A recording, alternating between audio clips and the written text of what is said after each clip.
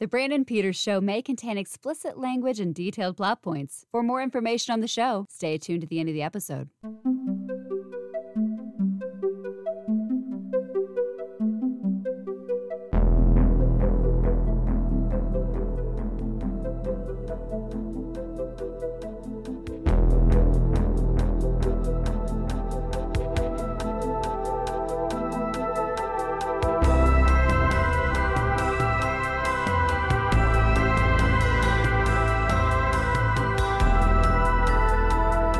And now, here's Brandon.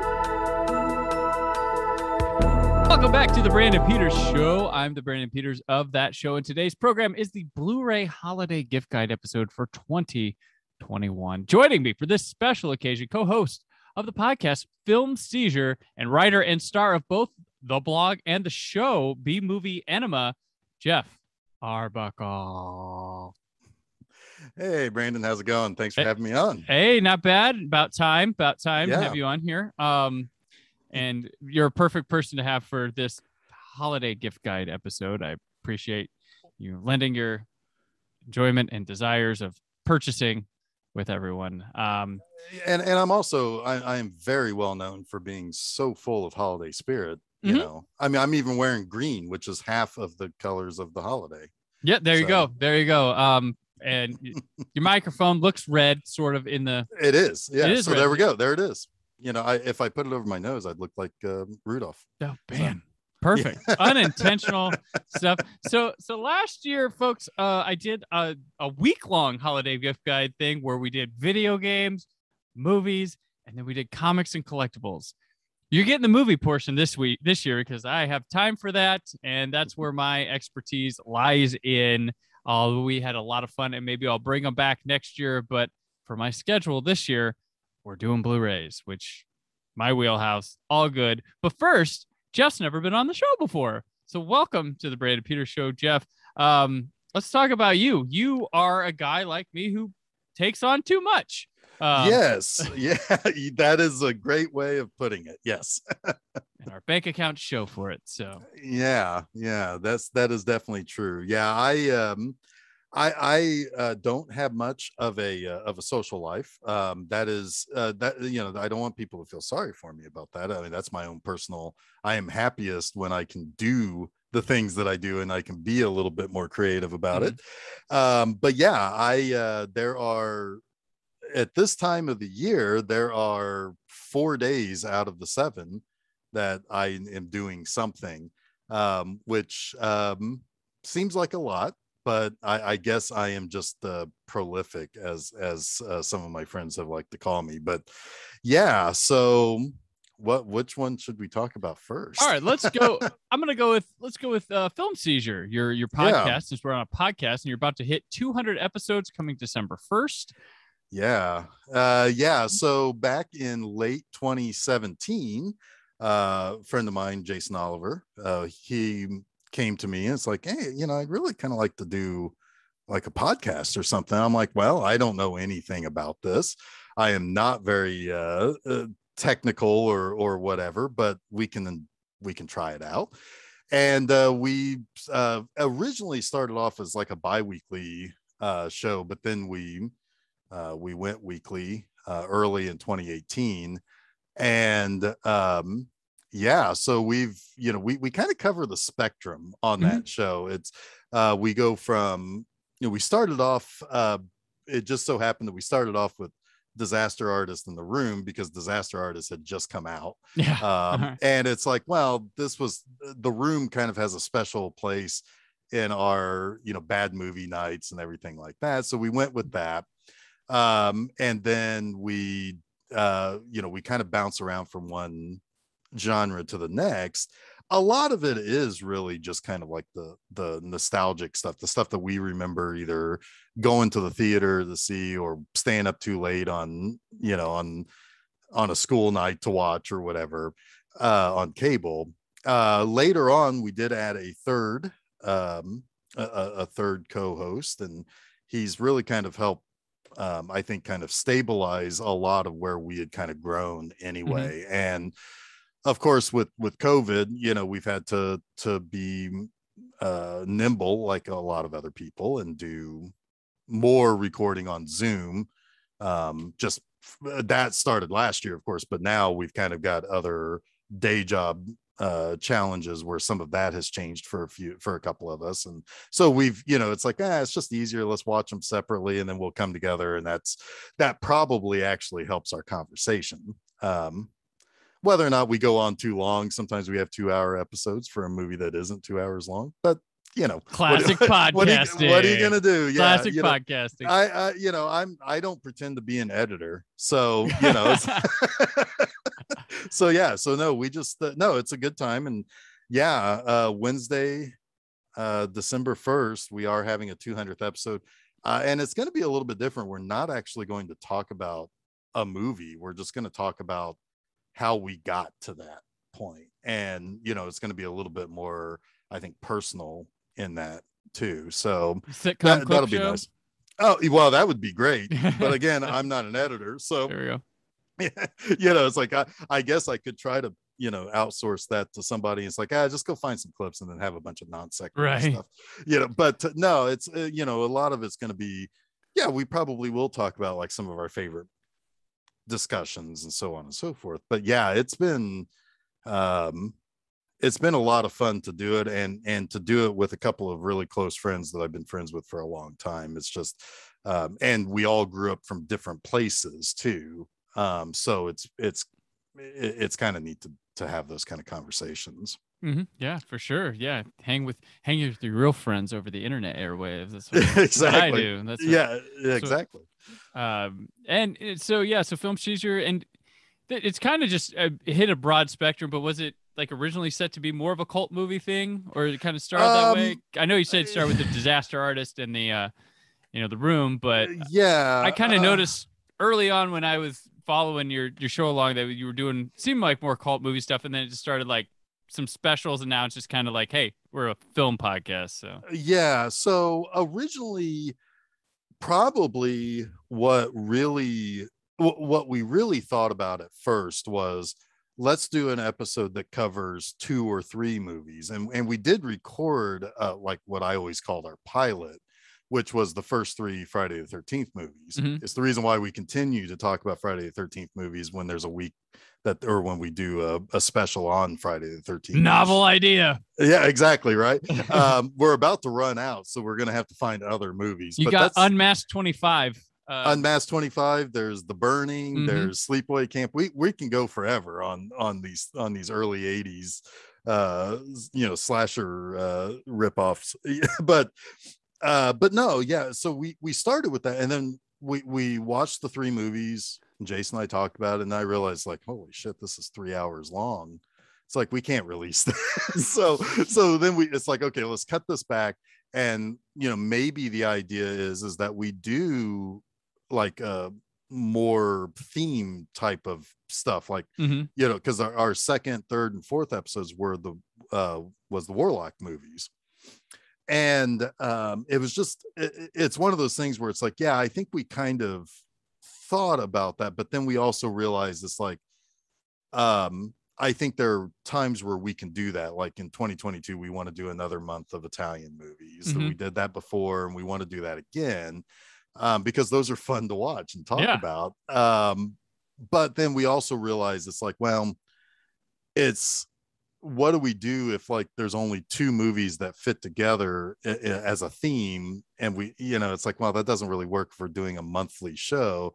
However, I think some of our best early episodes were movies like Raw Force and Hamburger the Motion Picture, where it's like, these are just almost idiotic movies that are just so much fun to watch with your friends.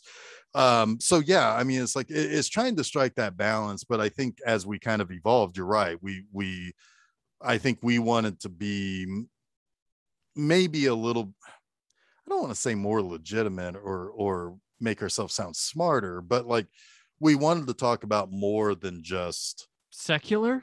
Is that that's a good that's a good way of putting it, because it's like, we're not just guys who only watch a Severin release or a Vinegar Syndrome release. Right. We like doing that, but we also want to talk about Clockwork Orange, Right. or something, Yeah. we And you want to didn't talk about title your Kubrick.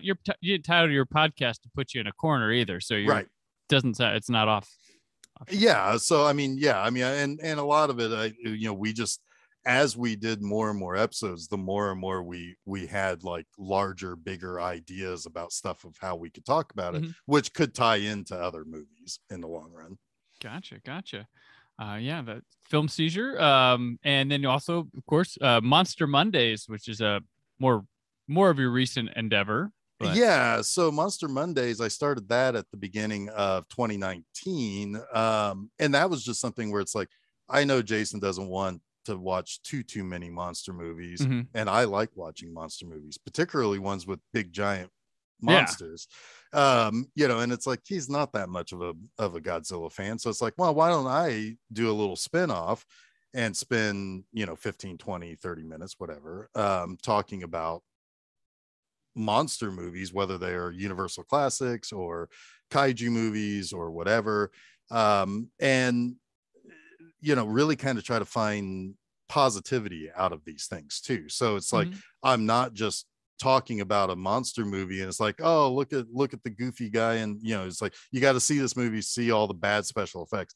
I want to talk about the positive stuff, because I think that that's something that's missing a lot from those types of shows that talk about movies that a lot of people would consider lesser. It's like the bad overdubbing is what Godzilla movies used to always be made fun of, and it's like, and some of the early Universal monsters movies would be boring to a lot of people, but there's real good things in each of those movies. And I've seen some bad movies in there. Slugs is a terrible movie. I still found 3 things I like about it. And that's what I want to focus on. I try, even if I admit that it's like, yeah, guys, this is a bad one this week, I power through it, and I still find those 3 things I like. I mean, God, I've talked about the Purple People Eater movie. And I still found 3 things that I like about it. And it's a charming little movie. And they're not like 3 backhanded things either. Some people do that. Yeah. It's like, well, I guess it's, I guess the monsters 75 minutes. Right. It's like, that's good. No, I mean, it's like, I really am legitimately telling people 3 things I like about that movie and that I appreciate watching that movie for. And yeah, it's that just this month hit 150 episodes, and I celebrated with Peter Jackson's King Kong. So I like that one. Supersized movie for a supersized episode.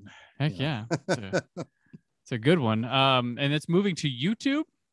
That is correct. On so the first Monday in January 3rd, it's getting a little bit of a reboot. And I figure I'm going to reboot that show so I can actually show more clips to kind of help illustrate those things that I like about the movie. And I thought, well, what better way to reboot that than to have one of the Godzilla reboots? So Godzilla 2000 will be the new, will help usher in the new format. So, all right. Gotcha. And then, the thing I think I first, came into contact with you about or whatever was your B movie Enema, which is a whole new thing now from what it used to be. But that's another thing that has absolutely evolved since I started it way back in 2014.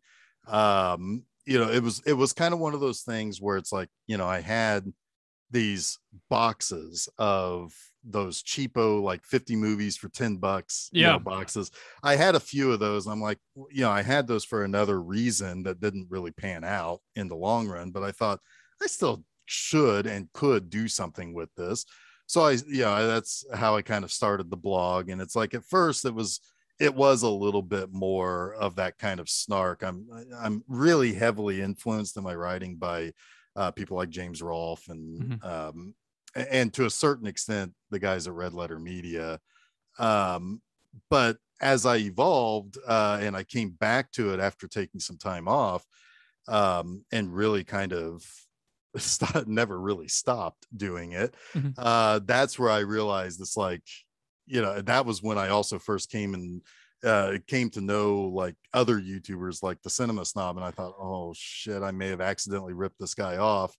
But then I realized, like, no, not really. You know, it's like I still have all of these kind of influences that help that writing, and so I kind of let that be a way that my id can kind of run free with my writing. And then as time went on and I had done a lot of these, and I had kind of helped donate some money to help get a Roku channel off the ground called Otherworlds TV. The guy who runs that was like, have you ever thought about like doing a show with this? And it's like, I mean, I have, but I don't know. Again, it was kind of one of those things where it's like, I don't know the skills to do this sort of thing. Yeah. And he's like, well, it really, you know, and he kind of pointed me in the direction of like some really cheap kind of stuff that's good, you know, that's like really well priced for like the everyday home market. And, you know, and so I just kind of started playing around with it. And then earlier this year, I launched a movie hosting show that's B Movie Enema the series, and those play mostly on YouTube, although there are a couple that there's some stingy copyright people over things that aren't difficult to really kind of, right. You know, it's like they're difficult to get around because, like, for example, I have one episode that's coming up here that happens very soon. That it's like, it's not the movie. It's the Strawberry Alarm Clock music that's in it. Oh, okay. So it's like, well, Psych Out, I guess, is just going to be on the website and on Vimeo. Otherwise, it's like YouTube would have been where it would have been, or where it should be. But like, you can't, like, when you can't separate the music from the movie, that is a whole other layer of pain point. But if you have a Roku, I definitely get Otherworlds TV, because that's a lot of exploitation, a lot of lesser known stuff, a lot of stuff that would be a thing that Vinegar Syndrome and Severin fans would like. Yeah. They play that sort of stuff, and that's where I've kind of gotten a home on the weekends with the other hosts. And yeah, it's a lot of fun. I've learned a lot when I went into season 2 that's going on right now, that ends actually on Christmas Day. That is, I was able to bring on a co-host that kind of helped me do a little bit more with the scripts that I write. So it's a lot of fun. It's a lot of fun. Yeah. I definitely, it's not quite the same flavor as the blog, but it is, I have plans and ideas around that for next year. But that's but there's, yeah, it's still some of the same idea where I'm kind of going back to the original days, where I'm kind of playing more of a character than what I really do these days with the blog. But that's but it's a lot of fun, and I've learned an awful lot about video editing, about audio editing in general. That's just kind of grown over all of these projects that I do. But yeah, it's a lot of fun, and you know, hopefully some people get entertained by it. That's all I can ask for. So awesome. That's excellent. Good to see all the growth and stuff is exciting. And see, the series season 2 wraps on Christmas. Yes. Christmas Day. That's a gift to everybody. Yeah, you know, so much of a gift that you get to watch To All a Good Night with me. So I love that one. Yeah, some people love it, some people don't. But I do put people through the ringer. The other episodes in December leading up to that are Mistress of the Apes and King Frat. So oh god, King Frat's, it's terrible. It is King terrible. King Frat. It's got like, that yeah. Nobody's copyrighting that. No. And how can any movie make farts unfunny? Somehow King Frat does it, but holy shit, that's a bad movie. But yeah, so that's you know, you got to go through the ringer to get to the good slasher for the holidays. So yeah. Oh, and yeah, right before that, on the 10th is the 300th B Movie Enema article, and that's I really hurt myself with that one. The Howling New Moon Rising. That's a terrible movie. That is a The Howlings terrible. get very dangerous the further you go to Howling 2, your sister's a werewolf, and you're like, oh, Right. this could be a fun journey. This could be a fun, and then you're like, oh my. Well, it ends up becoming so bad that it's not even a movie. And then in The Howling Reborn, which is probably also not a very good movie, it's so much better compared to what you just had to watch. Oh yeah, in the last one. So yeah, that's that was one where it's like, if I'm gonna do if I'm gonna celebrate 300 articles, then I better do it right. Oh, there you go. And I don't know if I did it right, but I did it. Gotcha. So yeah, so I have I if you really kind of add up all 300 of those articles and the ones that I've already completed after that, I have written way too many thousands of words about these types of movies. So you know. Hey, but well done. So it's not easy. People think it is not easy, and then to do multiple things. Yeah. Well, the lucky thing with B Movie Enema is that I want to treat it like I'm actually live blogging the movie. So it's like I go through start to finish, and it's like I am, it's like I am giving you the play-by-play. You don't need to see the movie if you've read the article, because I do my best to try to lay it all out there. And there's a lot of people that want that. They love hearing about the bad movies, seeing clips from bad movies. They won't want to sit through the bad movie. Exactly. It's like that's why there are a lot of shows like the Cinema Snob or Best of the Worst that do so well on YouTube, is because it's like, well, somebody else is watching it for me. I'll get the jokes. Thanks. Not everybody's like me, who's like, I have to see it start to finish, or I can't have an opinion on it. That's right. Yeah, that's how I roll, but I understand many people don't. And I had a show that people loved because they felt like they didn't have to watch the movie after hearing it back in the day. So yeah, I get that. So all right. Well, Geoff, it is time for the 2021 holiday gift guide. Let's do it. This is for all you movie collecting fans out there. Sorry to video gamers, comic books, and collectibles people next year, but I always recommend Eagle Moss. They have the worst customer service in the world. I have stories, but I love their stuff. It's the worst. My wife is like, stop buying from them. But they look so good. They are for those little figurines. They do look really, really good. And there have been plenty of times where it's like, ooh, do I want to get on board with it? Because I probably had 60 of the Doctor Who figurines. That's my problem, is those I have too many. I can't fit them. Right, that was the big problem. But so they're releasing Perry, and I'm like, well, they eventually got around to because when I was still collecting, it was like Doctors and Monsters. That was pretty much it. And then now, they eventually did get to the companions, which is pretty cool. But I also like that they kind of diversify a little bit, where it's like, oh, if you want those Star Trek, graphic novels or whatever, they have that series, or you can build an Enterprise or something. Right. Or a DeLorean, cool. Which it's just funny. My recent or the last order I got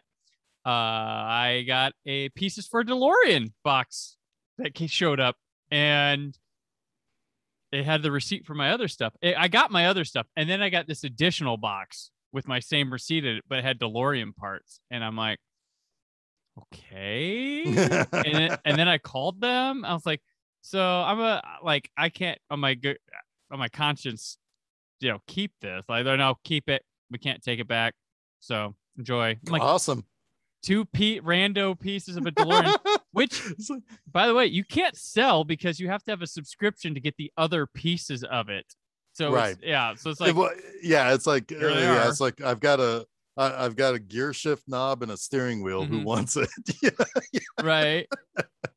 Producer of the show, Brad Shoemaker, he's building a Enterprise off of the Eagle Moss stuff. So that's a work in progress. Is it the Enterprise D?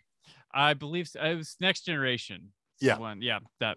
So he's slowly building it. He keeps showing me the progress, and I'm like, You go put it in the studio. He's like, I don't know yet. I'm like, well, I don't know, man. It's huge. It's huge. So yeah, those things, very cool stuff. And I am not sponsored by eaglemoss.com. As you remember, I told you their customer service is terrible. So it is. So, all right, but on to the Blu-rays. So like last year, I'm starting first at the kings of Black Friday with Blu-rays, and that's Vinegar Syndrome. They have made it for years and years, and now it is a full-fledged event. I think people who don't even know them at all show up for this. It's yeah. It's like I hear there's a party here. What? Yeah, and that's what it's become now. And it's not like we're all like hanging out somewhere. But this is online. Right. Find a message board. Find Twitter. I need to complain about something. Granted, their last few sales have gone smoothly. There hasn't been crashes. You've been able to get in the cart. I did get my copy of Rad last year when they had like 12 left with no slip covers because I fucked up and just decided I'll get it later the year before. I got one of them because I went right for that. Yeah. I knew the other stuff would still be there. But what they do is they do like 50% off all their site except for things that came out within the last 3 months. Mm-hmm. So you can just raid everything there. And then they have the special releases that come out that day. And then you order them, and then the site shuts down for like a month, and you don't get them till close to Christmas. Yeah, it's real close. Yeah. So they have special. So they tease. So they'll reveal a couple that in like early October, late September, and then they will tease about other ones. And Jeff, you partake in Vinegar. Like I think when you got on my mind for doing this episode was like. My mind's weird. It was like years ago, but I think we were talking about this stuff on like Facebook or something. Yeah. When I think it was actually last year. Yeah. Was it last year? Okay. Yeah, I think so. Yeah. And it's that is one that, it's always funny because it's like, right. Like it will be pretty much like the Tuesday or Wednesday right before Thanksgiving is when I'll start to get real excited. It's like, it's like, I have a few things I want to do right now that I'm thinking about, but then like the excitement builds and builds, and then it's like it gets to be 8:00 on Thanksgiving night, and I'm like, oh, I want it to be midnight right now because I want to get this, and I want to get this, and I want to get this, and you know what, I'm going to go ahead and get this too, and and it's like next thing I know, it's like I have the one or two that I really wanted to get in the sale, and then plus 6 more or whatever. So it's that's always that's one of those things that the excitement builds and builds and builds in between like that early October when we start hearing about it to like the few hours before, and it's like I'm not going to bed until I can get my order in. right Oh gosh. I always time it out, and I'm horrible right now. What's it called? Oh fuck! I'm having a horrible time remembering this movie I watch every year on Thanksgiving. It's a Thanksgiving slasher movie. Is that Blood? Yeah, it's gosh, damn it. It's I know that Blood Rage. It's Blood Rage. Yeah, that ain't a bad fan, man. That ain't cranberry sauce or whatever. Yeah. So the tagline. I always time that movie finishing to give me like 15 minutes before the Vinegar Syndrome sale. So like I have my kids in bed. I'm like, here we go. Yeah, and you start to loosen up, and it's like it's. Let me go on the Blu-ray.com forums to see if anybody I stay away from those all year round because they don't like me as a reviewer, and I see nasty things about me said all the time. So I go on there just for that. I'm like, it's time. Brandon's here. Let's calm down. Let's find out how's the cash register. So I get excited. I'm like, this is what I'm getting, and I'm like, I should really pick this up right now. I have this, or I'm like, well, if I budget myself at this, I could fit in this. Oh, which are these shitty movies that I always look at this time of year? Which one's coming home this year? Which one's coming home? Is Death Row Game Show coming home this year? Is this the year where they're going to make it?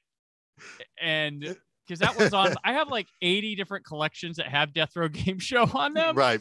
So I'm like, well, I could watch it, not not crystal clear. But I'm still waiting for somebody to release Nudist Colony of the Dead, which is from Death Row Game Show, starring my friend Tony Cicchetti, who is the lead in that movie. But I once did a movie party with Nudist Colony of the Dead, and he he did an intro for it. I asked him to send me something to intro it for my friends back here, but it was a movie we had heard something about him being in, and then somebody found it, and we were like, "Oh my god, this is great!" So but yes, Death Row Game Show. That's one that's always on my.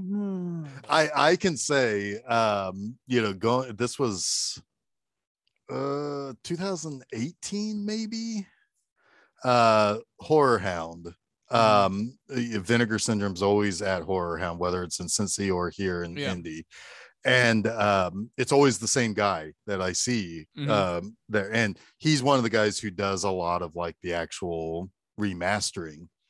And at least at that time, and I think it was 2018, he was like, by far and away, Death Row Game Show is the worst movie I've had to watch for this job. And I'm like, that's saying something. That is something.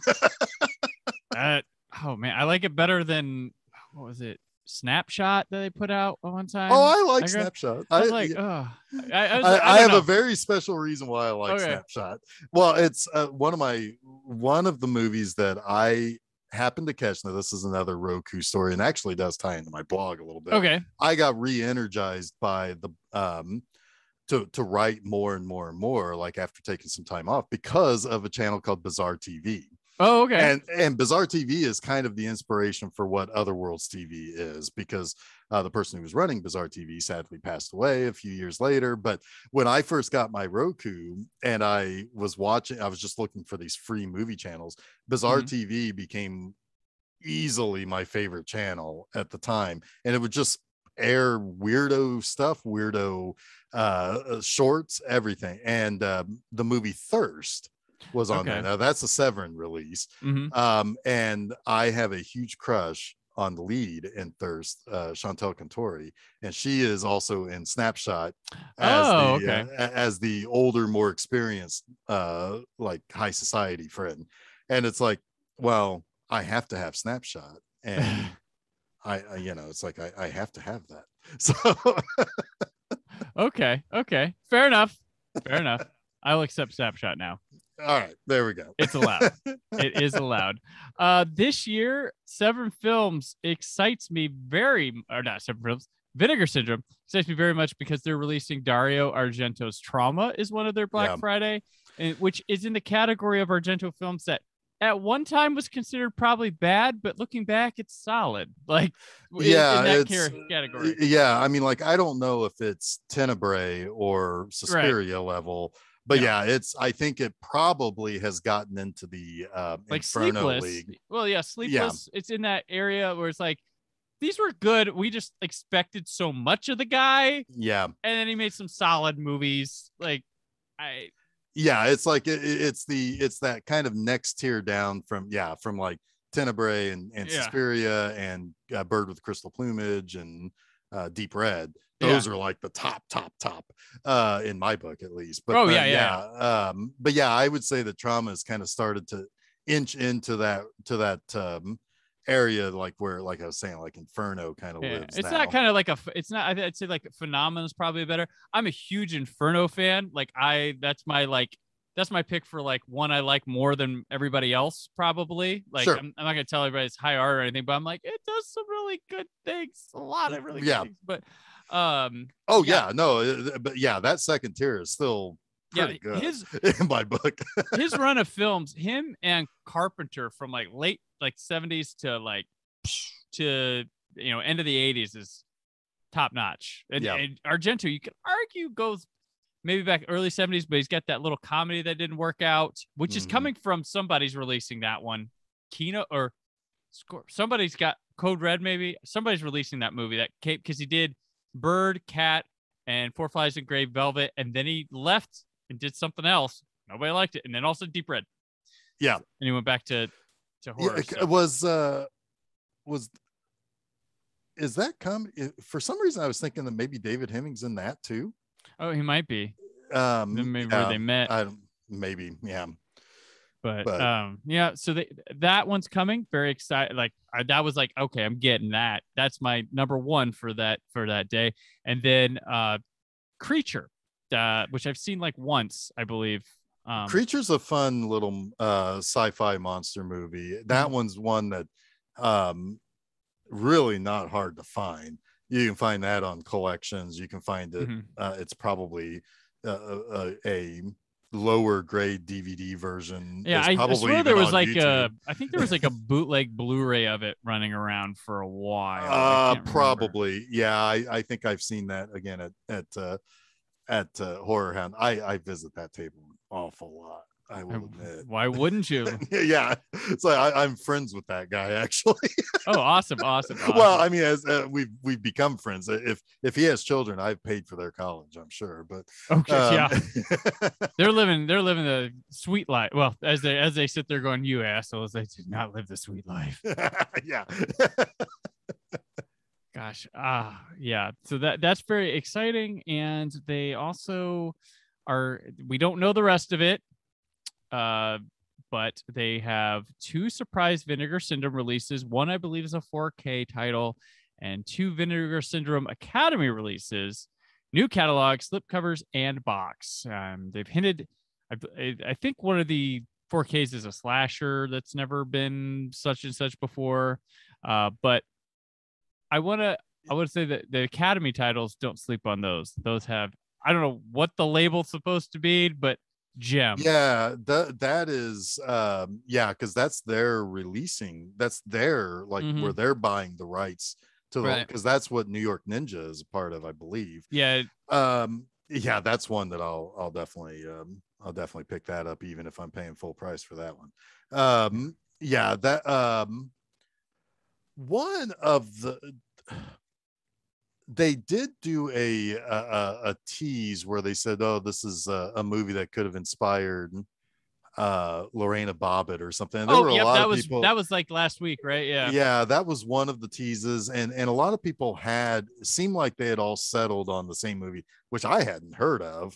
One I wish they would release and has been long asked for from them, one that I've actually have recently written about and released, was The Invisible Maniac. That is an underrated, very well made, kind of cheapo late 80s, early 90s movie.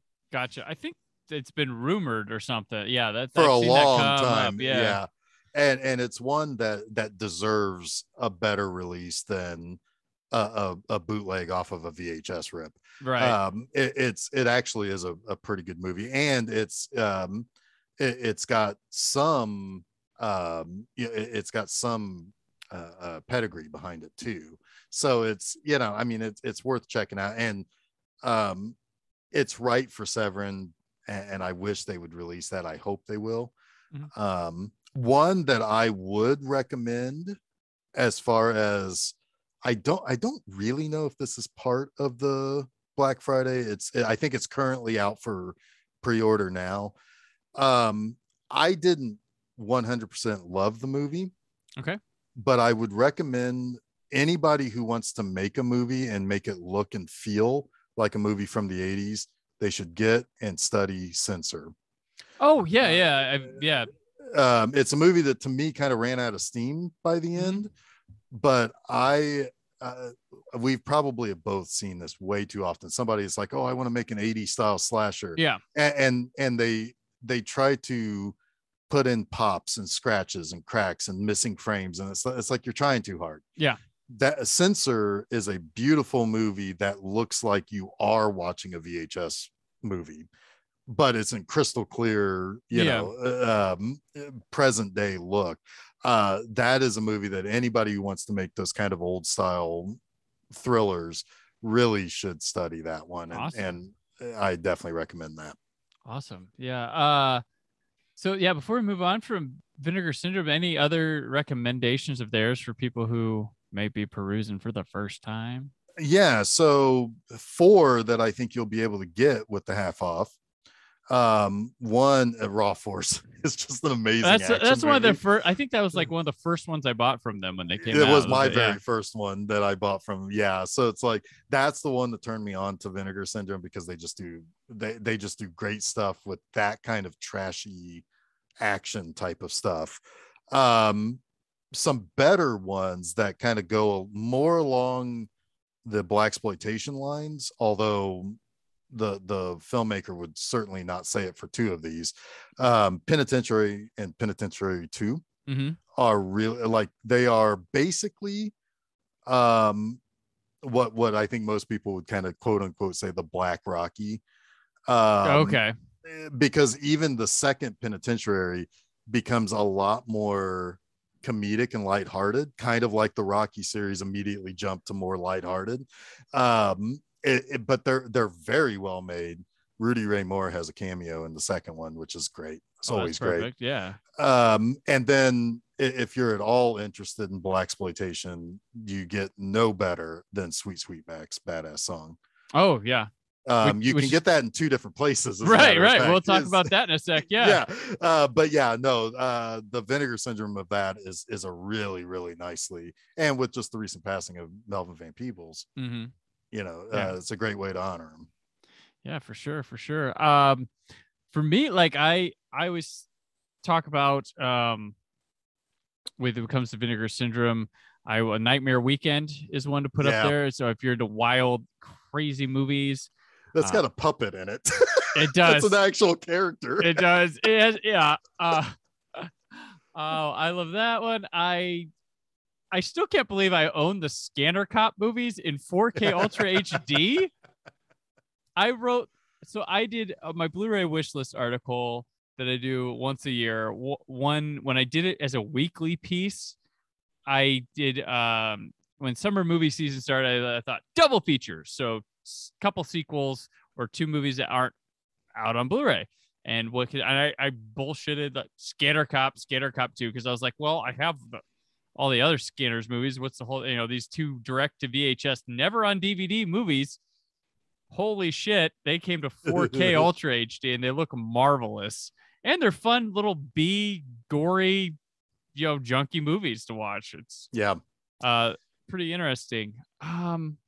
I would also say Ticks. Ticks is a fun movie. Oh too. Yeah, I don't know if I would spring for the 4K for Ticks. Yeah, but that's a movie that's a lot of fun to watch. Gotcha. There's some of them I can't recommend because they're sold out. But I believe like Champagne and Cigarettes, or sorry, Champagne and Bullets is probably going to sell out during the sale. I would imagine so, and that's going to be a damn shame if you didn't get that one. Yeah. Because that's a movie new classic. that you have to see to believe. Yeah. It's a new classic. These dug up movies like Dangerous Men and Miami Connection. This is right there with them. Yep. Also, if you can get I dig these, even though the films go from okay to not so good, but the Forgotten Jolly sets are a bit fun if you like Jollos. Yep. I don't think any of the films are great from them, but they're really well restored. And just if you like watching Jollos, these are ones that made by kind of different countries in Italy. There's a lot of Spanish ones. But they're really nice put together sets. I believe the third one is still available in the box set rather than just the Emery disc case. But lots of on the class. I mean, gosh, I could go up and down and all around with these. But if you need to complete your zombie collection, Zombie 5. That's Killing one that Birds. I need to get. They have that, and they have slashers like Rush Week and Cutting Rush Class. Week is fantastic, and Cutting Class is great too. Brad Pitt. So I think Cutting Class would be a good if you're not sure you'd be into Vinegar Syndrome movies, Cutting Class might be a good gateway. Cutting Class and Rush Week would be great ways to kind of get in and see what they do with these movies, because they have a lot of really great special features and stuff like that are worth checking out. Another one, if you're a Mystery Science Theater fan like we are, Alien from LA. Oh yeah, that's a fun one with the Kathy Ireland. That's always that's always good stuff too. But yeah, I mean, it's so hard to say exactly what to recommend to somebody with vinegar syndrome, but yeah, I mean, I think you're right. I think the safest ones would be your classic slashers like Rush Week or Cutting Class. So yeah, for sure. Okay, moving on to Severin Films. Now they have become the little brother of Vinegar Syndrome on Black Friday, joining in, kind of doing their own thing. They release their special movies daily up till I think the end of the week we're recording, maybe, but so we don't know all of them at the time of this recording. There will be more when this episode is on Monday, and they'll have released at least 3 more since then. But they currently are doing the Bloody Pit of Horror, Black Candles, The Forbidden Door, and The Halfway House. They also are, have stickers and other sorts of fun things that come with the Severin sale. Now, their website has had problems during it. Yeah. They also announced Night of the Demon and House at the Edge of the Park. House at the Edge of the Park, if you really like the really kind of tough, sleazy thriller, like the real visceral stuff, that one would be one that I would recommend. I mean, it's got a great font for its title too. It does. Over the years, I've always loved. I was like, man, that's beautiful font. Yeah, and it's got I'm blanking on his name, but he was the bad guy in Last House on the Left. The director of To All Good Night. Yes. It's not like he has he's got an easy name or like a name that you're like, oh yeah. Yeah, I'll have it here in a minute. But yeah, Night of the Demon is one of those bad movies that might be worth if you're looking for a good bad movie night type of movie. It's a Bigfoot monster movie, and a lot of Bigfoot monster movies aren't great. David Hess. That's right. Yep, that's it. Yeah, he's but no, those 2 were recently announced that I would definitely say that might be worth checking out. And if not this year, next year, where they might be on sale at that point. Maybe dip your toes in some of the other Severin releases and the Vinegar Syndrome releases, because certainly those 2 would be, they could have gone either one of those releasers. So I will say this is in the no way in hell is this ever going to be on sale from them department, but they do have an interesting release coming, the All the Haunts Be Ours, a compendium of folk horror set, which is a 19 film set with 12 discs. So basically, if you love The Wicker Man, these are movies for you. And they're curated by a great filmmaker in that genre. I'm not exactly sure how to pronounce her name. I think it's Kirlo Janice. But one of the movies in there has actually one movie that I covered on B Movie Enema the series, which is Allison's Birthday, and that's a really good Australian thriller with a lot of like Black Mass type of feel to it. So yeah, it's I would definitely recommend, if you've got the budget for that would be a good one to get. Yeah, definitely. Severin Films, they'll have something in there. There's still a Fulci movie I need to get, the Warriors, what's it called? Warriors something, but is it Warriors of the yeah, I know which one you're talking about. Bad podcasting tonight. We're all just like, I like these things, I swear.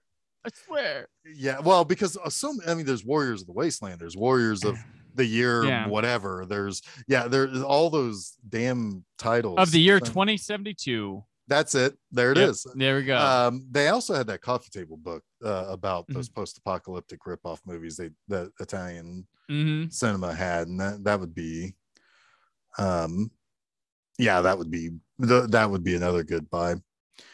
Yep. What are some of your off-sale recommends from Severin Films? Absolutely, Thirst. If you want to see a modern day vampire as a society that deals with Capitalism. Yeah. That is one that I would definitely recommend. Another Australian movie. I mean, they were the guys who got on the map because of Birdemic. Mm-hmm. So, you know, it's like that. If that's still floating out there, that would be one. I'm trying to think. Did I? Oh, I don't think I wrote the ones down that if you like classic monster movies, a fun one is Horror at Party Beach. That's the one that's got the monster with the hot dogs in his mouth. Yes. Or it looks like it's got hot dogs in his mouth. That's a fun one. That's a real fun kind of classic. You know, that's one you don't have to think too much about. If you like Spanish or Mexican horror, you got Day of the Beast and Perdita Durango. Those are good. Mm-hmm. I would definitely recommend those too. Awesome.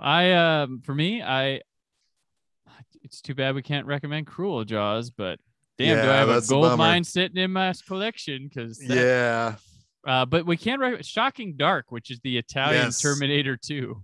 Oh, we did an episode of that on Film Seizure, and it was one of those times where it's like there was a moment in that movie where somebody falls down over a railing, and it will crack you up so much because the dummy falls apart, and it's so hilarious that it's that just thinking about it makes me laugh. But that's another bad movie night movie for you to consider. Put that with Robo War. That's another fun one. Robo War. I would say they also from Severin, Kathy's Curse, which is a big one, which that's some good Canuxploitation up there, which brought to light by Brian Collins years ago, so he was big in that. And in terms of like Fulci stuff, Devil's Honey, that is a wild movie. That goes from drama to thriller to horror to erotic sleaze, and it keeps swirling all those things together, but there is something very deep in that movie that I appreciate a great deal beyond the more sleazy, sexy stuff. Gotcha. And if you want just normal horror, something gateway to get from Severin, The Changeling. Yes, that's a terrific horror film, and that's one of those really good slow burn horrors. Mm-hmm. And there was one. Severin's the home of a bunch of Jess Franco stuff too. They love him. If you want something that's just a step above flat out porn, right, Jess Franco is your guy. He made several movies with his muse, which was Lena Romay. Some of those are very, very good. Shining Sex is a bizarre movie, but really interesting. I would recommend that one if you're looking for something a little bit sleazier. Yeah, there we go. The seven films, like midnight after Thanksgiving happens in America, because not everybody celebrates Thanksgiving around the world. But so there's that. Next notable for going on already this month, the 50% off Criterion sale at Barnes & Noble. Always a good time. You got any recommends for Criterion? I've got four. I got four recommendations of movies. Actually, probably. Yeah, I've got four. Fast Times at Ridgemont High. One of my favorite movies. I had that of all down time. Too. Yeah. That's you're gonna see a penis in it. You're gonna see the penis is back. Yep. Penis is back.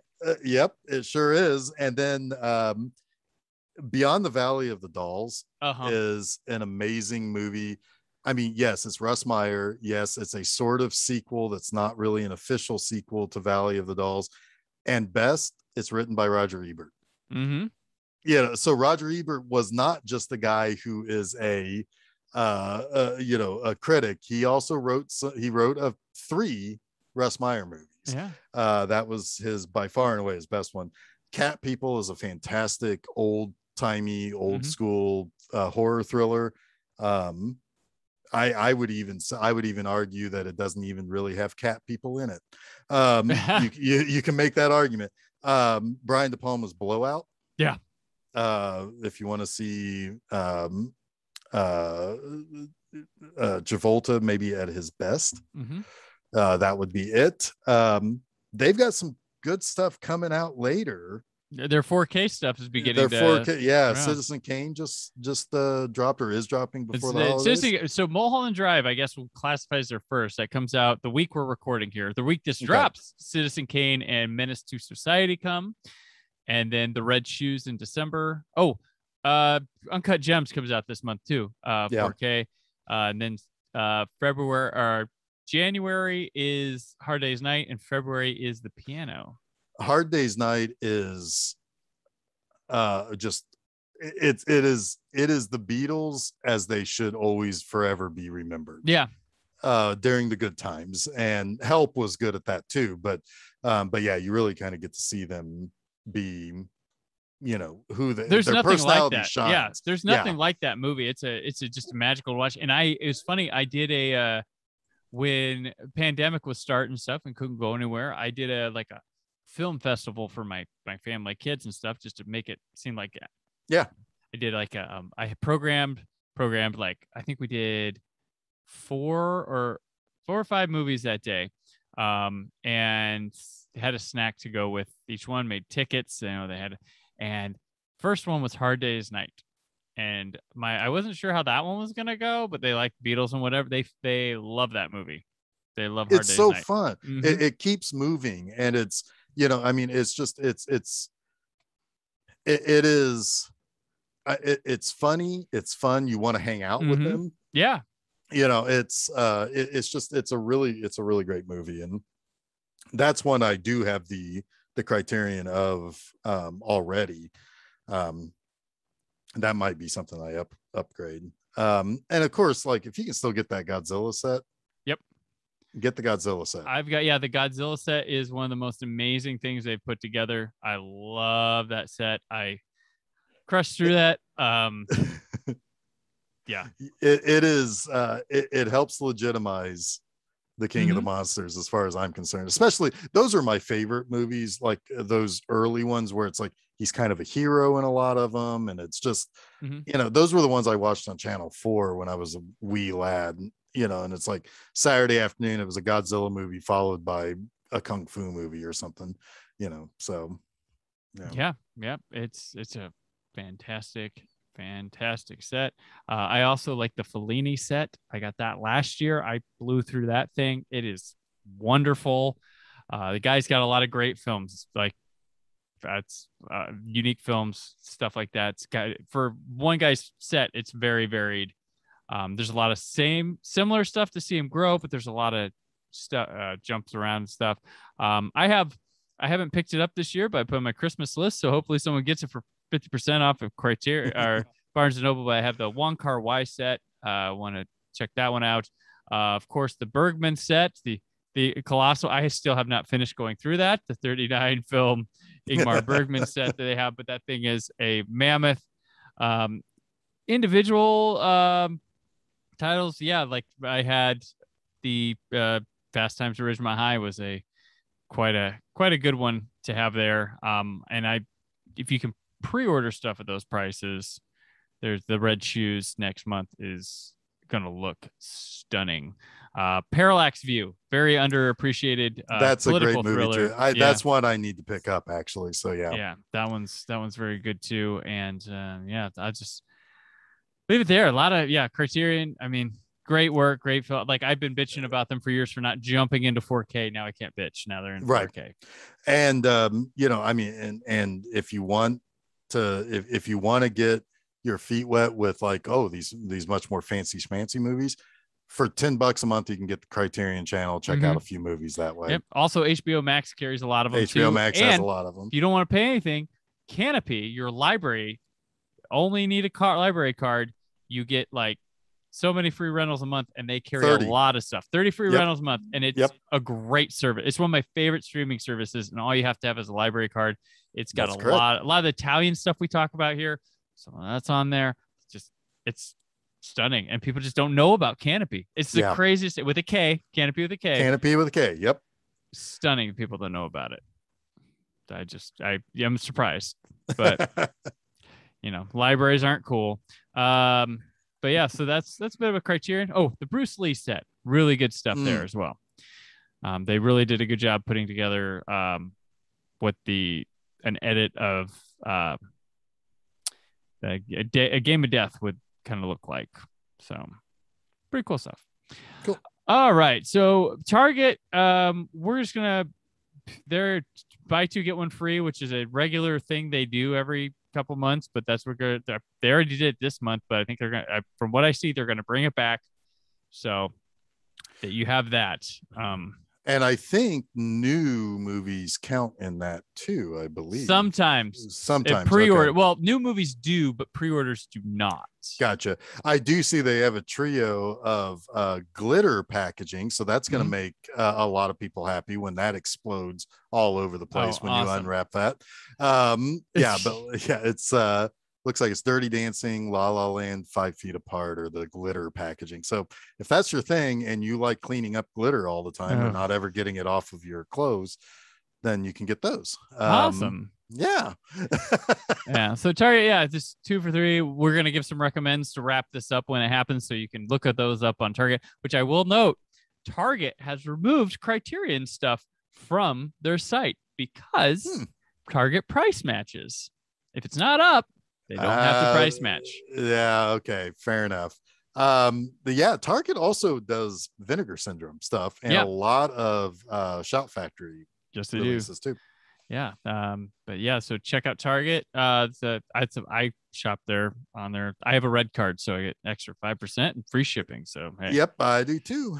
So it's almost like you're not spending money until you get the bill.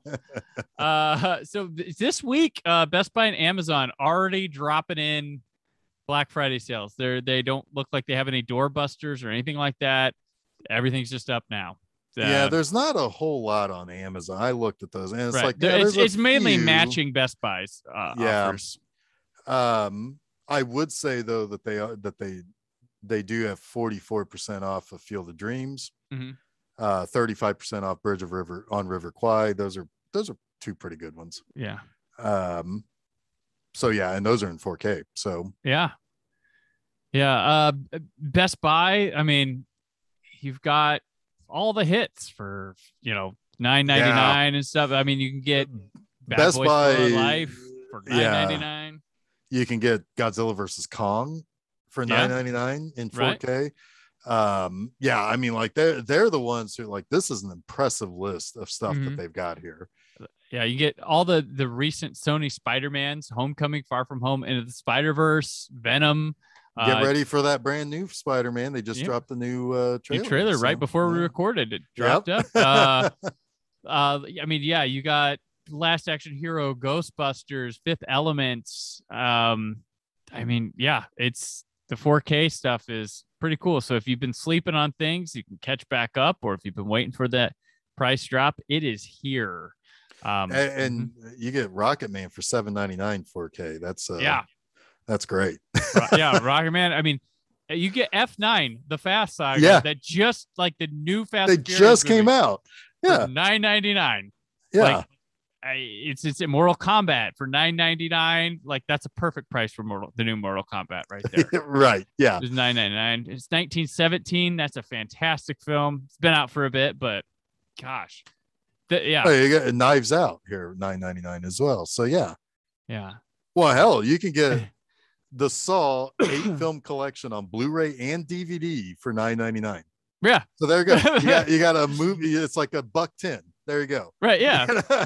It's insane, these prices, to be like, oh my gosh, I could owe these.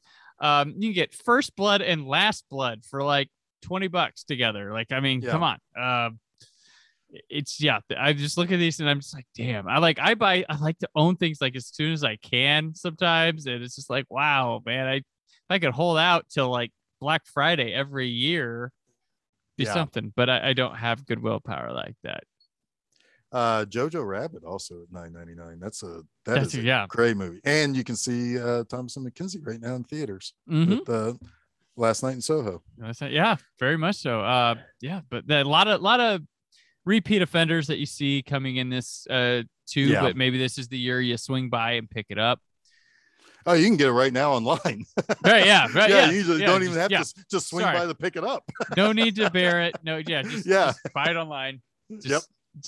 Swing by virtually and pick it up. Right. But a lot of these movies, a lot of good stuff on sale. So that's kind of what's going on store wise. It's not as like focused as it was last year, unless you're Vinegar Syndrome, and the other ones there's kind of like. Yeah, there is one more group that is currently got a 50% off. Family Video's website's got 50% off Kino Lorber. Kino is up in their game. They really are. And I mean, they've got Kino Lorber's website has a sale going on right now. I just pre-ordered the Night Gallery complete collection on Blu-ray for $30. It was like 40% off. So they're doing some sales, directly from their website. But I really like shopping on Family Video's website because they are quick to ship. Gotcha. And they do they'll do Arrow, they'll do Kino Lorber, they'll do and they do sales on those too. They put them at good prices. And they will advertise to you on Facebook just so that when you are telling yourself you're not going to spend any more money on this paycheck, they hit you with that sale and you end up spending more money on this paycheck. So gotcha. Oh my, I forgot Family. I mentioned Family Video last year, and then I did not say a thing this year. But thank you for bringing those up. And Kino too. Kino. Oh man. That was one of those things that just came up on my Facebook as I was scrolling through a little bit ago. I was like, there's another one. If I can make a couple of recommendations from both Arrow and Shout Factory real quick. Shout Factory, it doesn't matter really where you get it. The two releases that made my year, Transformers the movie. 4K. Yes. It was lovely in 4K. And then they also released on a nice pristine Blu-ray with an alternate cut that's longer than Peter Jackson's, my favorite King Kong, the 1976 version. I had that on my recommendation. It's a wonderful release. And you get the TV version. Which is like 3.5 hours long or something, or close to it. That's I love that movie more than anybody should love a movie. And a lot of it, I get swept up in that John Barry score. I found more respect for the movie after watching the longer cut of it too. Like I was like, and Jeff Bridges is really good in, and that's something I think that's a movie most people don't realize Jeff Bridges is in. And then you have Jessica Lange is just gorgeous in it. You can't take your eyes off of her the whole way through it. So those, if you can get those from Shout, pay full price if you have to. I'd recommend it. And from Arrow, My Stepmother is an Alien is a classic of my youth. Watched that movie way too many times. And then they've got some one of the most underrated, I think criminally underrated horror movies from Italy is The Night Evelyn Came Out of the Grave. I definitely recommend that on Blu-ray. It's one of those movies that just, it's so weird. It doesn't make a damn bit of sense. Doesn't matter. It's good. It's an experience thing. It's not always gotta. They also have either recently I know Weird Wisconsin came out sometime this year, the Bill Rebane collection. That's a guy who he just figured out how to make movies and just put them together with whatever he wanted in them. And they're fun. They're terrible, but they're fun. And then if you want something a little classier on the sci-fi from Arrow, I would definitely recommend the Andromeda Strain. Gotcha. I had from like Shout Factory, I put on mine here the Halloween 4K sets of 1, 2, 3, 4, and 5. looked marvelous. Halloween 4 had shitty masters and transfers for a while, and they were just, when it came to Blu-ray, it was just a up-res of it, and now it looks amazing. They have the cut opening sequence from Halloween 5 with the Dr. Death. That was a holy grail for me. So I'm trying to figure out what to do with my life now that I've seen the Dr. Death sequence. But they actually end with the Halloween. So Halloween has been including with Shout Factory, Scream Factory, the TV cut for Halloween, the original Halloween, because it's got. I always kind of like that because it added in that well, yeah, like the years of Loomis, like talking to him and trying to get to him. But for the first time, it's a legit TV cut. It is in SD. It is 4:3. Nice. And presented, and it even has like an intro. It's like tonight on it. They have the actual intro from like NBC when it aired for the first time. Do they like fade out to commercials and come back, or? I haven't watched it too. I skimmed it a little bit, so I'm not sure. But I had heard something about. I'm like, wait, what? Legit? Someone said it was a legitimate TV cut. I'm like, what's that mean? And because they used to just edit it in with the movie. Yeah. And the TV scenes were always SD anyway. So, but they were reframing them. Now they're 4:3, and it's like it's a legitimate thing. So that was a really cool touch that cool. I think maybe many people overlooked on that set. But yeah, so those were a nice gift. I hope they do 6 through 10 next year, maybe with Halloween Ends coming. Don't know. We'll see. Then I had from them, they did put out a really nice edition of the Dead Zone this year. That was a really good one. They did He Knows You're Alone. I love that movie. Yes, they put out a great edition. I've been waiting on that for years. Years. That and speaking of Caitlin O'Heaney, it's like between that and Savage Weekend, I go to bat for those two movies. I'm probably one of the few people who go to bat for both of those movies. Yeah. Savage Weekend, a lot of people don't like. I don't see why they don't like it. It's solid. It's just it's just really different. I do. Yeah. Savage Weekend's pretty cool. And then, so that's from Shout. From good old Arrow, I did Deep Red, Bird with the Crystal Plumage, and Cat O' Tails 4K sets. Awesome. They put out Dune in 4K there. So if you want to know what happens in the other half of the movie. Well, sort of what happens in the other one man's interpretation of what happens in the other half of that movie. But dude, it's like Jim Dietz, regular on the show. He says the best. He's like, it's the best bad movie ever because there's a lot of money in it. You see a lot of money. It's got great actors. It's got great sets. It's got and it's baffling. Can't do it. It's like everything's there. It's got great director. It's got like all this stuff, and it just something doesn't because it's a hard text to translate. A few years ago, I went to Flicks Brew House and watched Dune with my co-host Jason Oliver, and I hadn't seen it in a long time. I know the reputation of it. He loves Lynch, so it's like, hey, let's go watch Dune. Yeah. Unfortunately, he was sitting next to a guy who, if you go to those old classic movies, you don't want him in the theater because he doesn't want anybody talking. He doesn't want any whispers, nothing. And he was like a mega fan of Dune. And all the while, like my eyes were bleeding and my brain was turning into mush from watching this movie. And all I wanted to do was nudge Jason. It's like, dude, I'm dying over here, but I couldn't. And I was like, now I'm like stuck with all of these, like, I just have to let it out. So like the moment we walked out of the building, I was like, I had to let it out. Yeah. Look at those guys fighting in the parking lot. Oh no, he just saw Dune. That's Oh, okay. Yeah. But no, it's I think if you're a Lynch completist, you probably want that anyway. So I've always collected it for some fucking reason, and I watch it regularly. There's better movies I should watch more than I have Dune in my life, but it's there.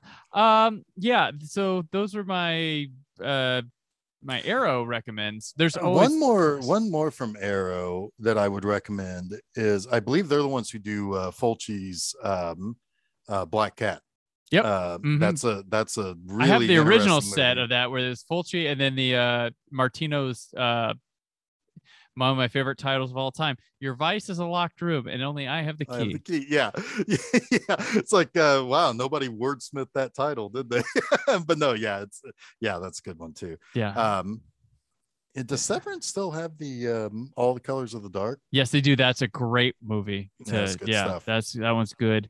But yeah, the Arrow, the Django 4K set. That's a good one. Yeah. That's a really, I picked that up this year and that was beautiful looking. It's like, holy crap. And if you have a way to play region free stuff, Arrow's got you covered on a lot of the UK only right now. Yeah, so. definitely. So that's a bit of those. So let's just go into some random recommends to kind of take us out of here. For stuff, and I'll start because I had to say this. I always recommend the Doctor Who the Collection series because those sets are just amazing. Yeah, your video quality. Yes, I know it's a Blu-ray, and the video quality you can only do so much with video that they did on, but they make them look really good. The bonus materials of these things are compared to no one. Like they come with the great stuff, and every season set they give you feels like you have a complete piece of history in your hands. Yeah, because you just know the feeling. They have all like promos, all sorts of stuff, and the way like Chris Chapman, Toby Hadoke, those people who put together those featurettes tell a making of. Rather, it's not just talking heads doing a making of something. They find a new way to tell those stories. Oh, that's cool. Right. And I love them. Am I right? You are a Tom Baker guy? Is that right? Tommy's my boy. Yep, the GOAT. John Pertwee's my guy. You can't see. I've got a whole old headshot of John Pertwee framed on the other side of this, and he's making like a really goofy face because he did that best. Yes. I think. Yeah. Yeah. Yes. He just had his season 8 set came out this year, and that is awesome. So they did the Demons. They did a good. Went back. They took Katie Manning and Sergeant Benton out to the location to visit with the people and talk to the people that live there about what it was like when they filmed there and go to all the stuff. So just awesome stuff. That is one that I plan on actually covering on Monster Mondays next year. So nice. And I'm specifically going to cover it with the black and white version of it. Okay. Because if you watch it in the black and white, it looks like something Hammer did. Okay. Yeah. So I have an old rip. They recolored these things for this too, and they're my rips that I have of the old Doctor Who series is some of them are just the images with the audio, and some of it's like the black and white because they hadn't discovered the color yet. But yeah, that was one. It's like I would prefer to watch that in black and white. That episode. Gotcha. Those, and they do the animation sets too, where the telesnaps are only available. I really like. They did one for the Web of Fear this year. Nice. The one episode, and they tried a new style of mocapping and 3D animation, and there's lots of work that can be done with that. Well, if you look at some of the the earliest animations that they did, it's like it was a lot stiffer. So like at least they're trying. It does. I will say with the 3D stuff, like it has potential to give you a feel of that missing episode back more than their 2D Flash stuff has been. Even though, as much as I've loved the 2D Flash stuff and I think it's better than this Web of Fear, there's potential for it to look, because the sets that they've recreated with the 3D stuff look really good. And then at a glance, you could maybe think you saw people, but it's like looks Roblox ish right now. But so I always start with my Doctor Who recommendations.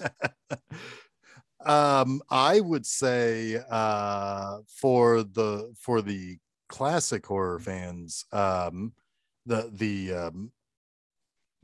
Universal Classic Monsters, like there was a 30 film set that came out, and there's the more recent 4K set.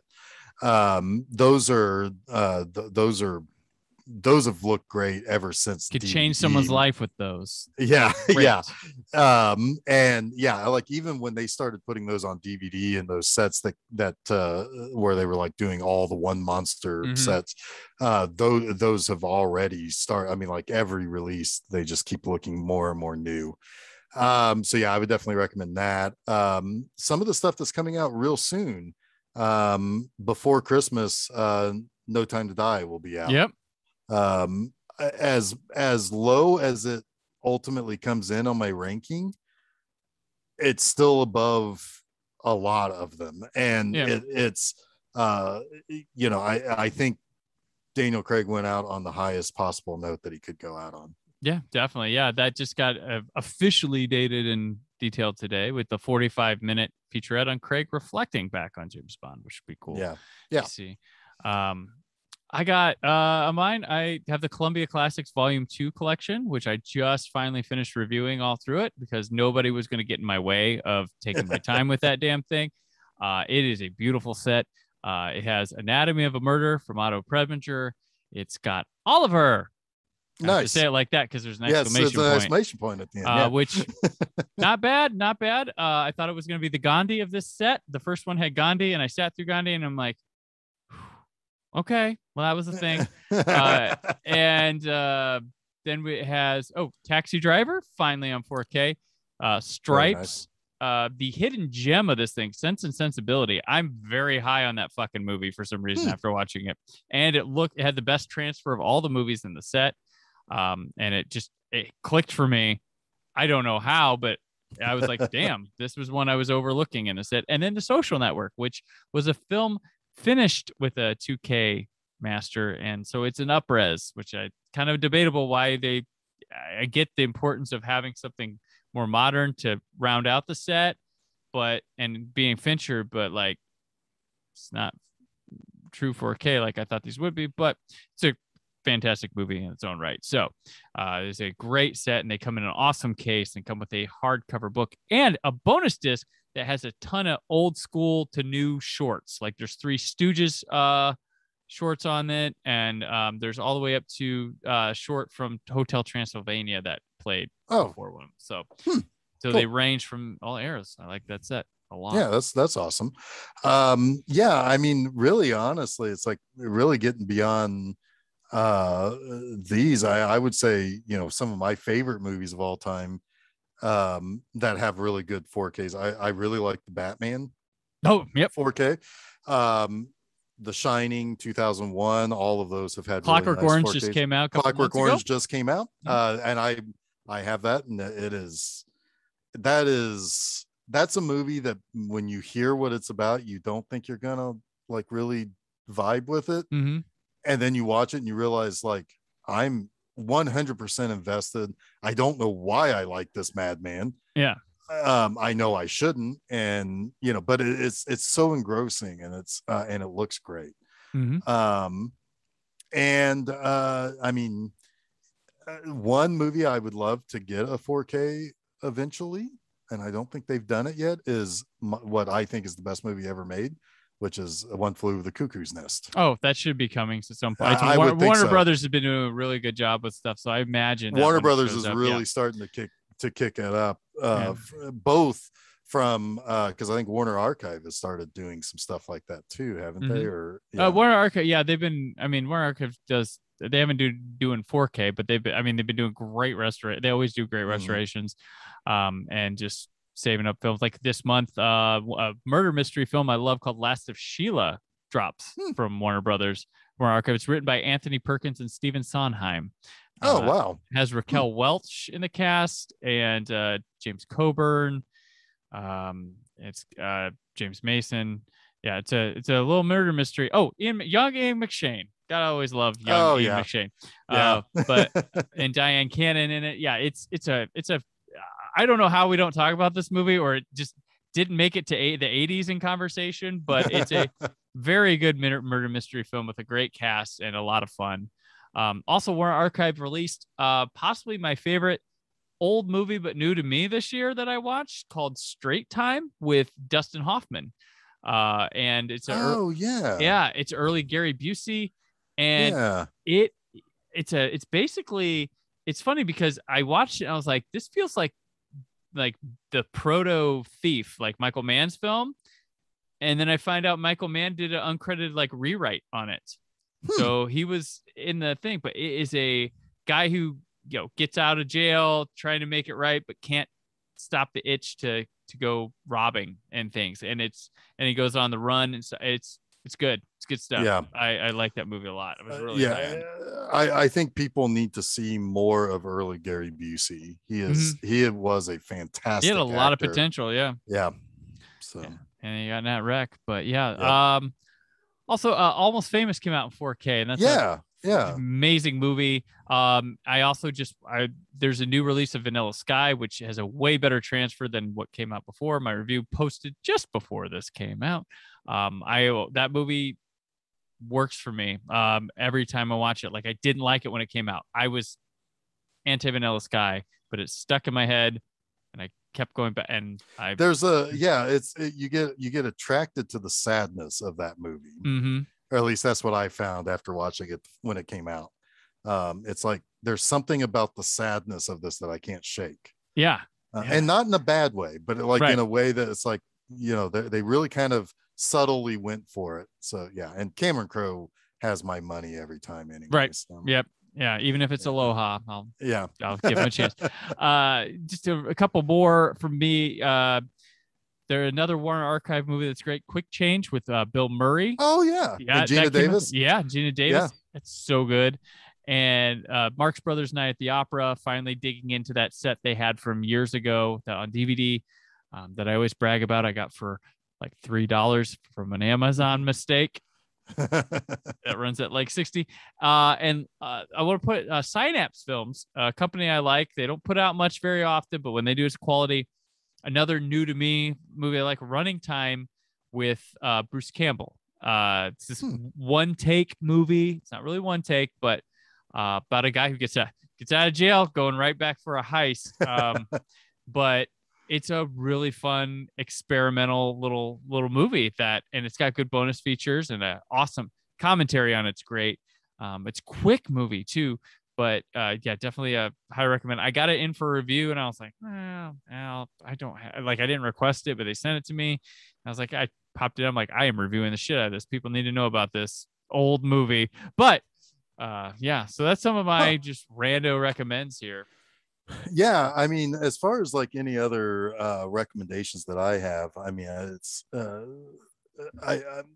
nothing really sticks out other than those Warner releases that they've really done a good job these last couple of years. Because even the Superman release was really good.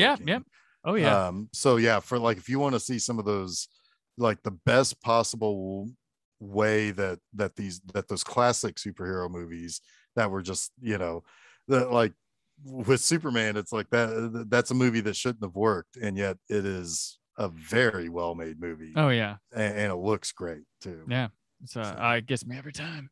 Yep, I'll buy it every time they put it out. Yep.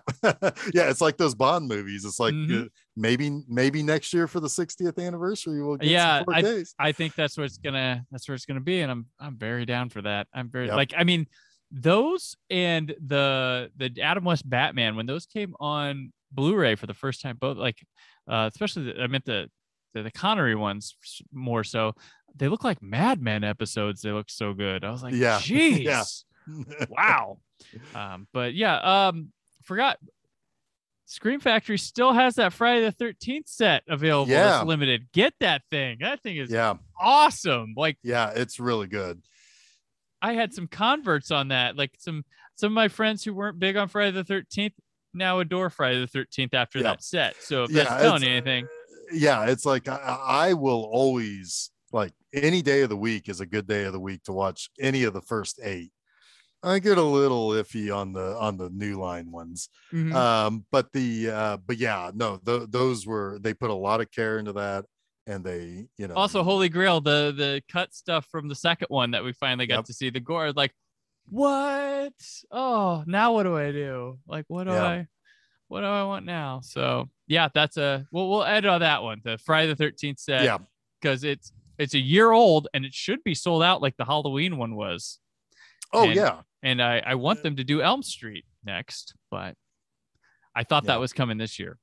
Then yeah, it's I can't imagine why it wouldn't, unless it's unless there's because they've been doing the Warner Brothers stuff. So yeah, I don't know what it is. Maybe they're going to do it in 4K. Just jump to that. They should. But who knows? I'd love them to find a way to include Never Sleep Again, but I own Never Sleep Again, so if I need to pop it in, that's fine. Yeah. But yeah, so that'll do it. That's your holiday gift guide of rambling about Blu-rays and stuff and things. And I hope you enjoy that. All you 4K Blues Dayers, I hope you tuned into this. I don't know whether you listen to the other show. You're very chatty on 4K Blues Day, but never the other podcast episodes. So I don't know. But yeah, Geoff, thank you for coming on. I appreciate it. You've been stellar here. Everything I hope for when talking about spending all our hard-earned money on physical media in the era of streaming. Yeah, and that's one thing I was going to say too, is like, the physical part,